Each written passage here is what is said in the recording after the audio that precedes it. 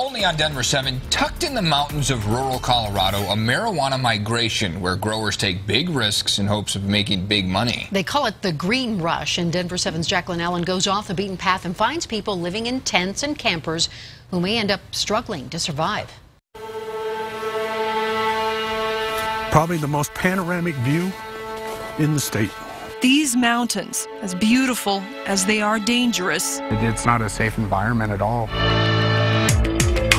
Have been luring a new kind of settler to the Wild West. We call it the green rush. Down the back roads of Park County, hundreds are coming to grow pot and, most importantly, be left alone. And until a few months ago, they basically were. Investigators spent the weekend combing through the suspect's home. Robert Louis Deere moved into an RV and some property there more than a year ago. The investigation of the self-proclaimed Planned Parenthood shooter exposed hundreds of others, one storm from a crisis. This could be a life and death situation. Which is why we're going for a tour to see the danger hidden in plain sight.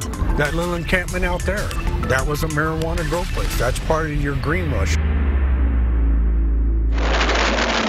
When Hartselle Fire Chief Jay Hutchison first made this drive, he started counting the new marginal dwellings cropping up everywhere. The first time was 287, just on that one loop.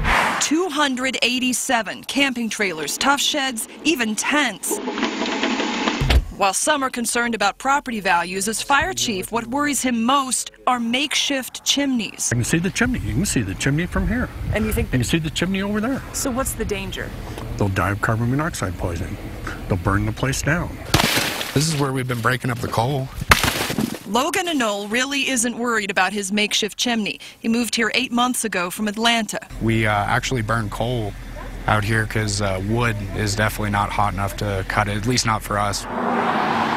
Here, some realtors are marketing to a marijuana migration, promising cheap land with little regulation. Logan bought 10 acres for less than $10,000 with no power, sewer, or water. So what is it about this place that makes you want to live out here? I mean, the view here is truly spectacular. Everybody out here is so humble about everything. If you needed any kind of help out here, they'd come running. But it's not that simple. In 2008, Park County declared a state of emergency during a blizzard, feet of snow, leaving some trapped in their homes for weeks.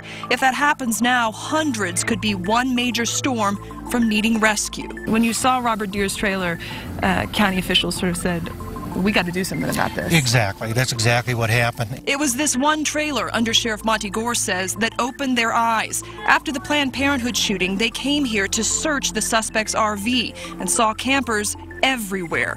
They're now working to strengthen lax zoning codes for camping, hiring 2 code enforcement officers and 4 detectives for marijuana alone. Everybody wants to make a dollar. The new citizens are cashing in on marijuana and cheap property. It's kind of a perfect storm. But in this beautiful and harsh land, everything comes at a cost. What I don't want to find is deceased people in the spring.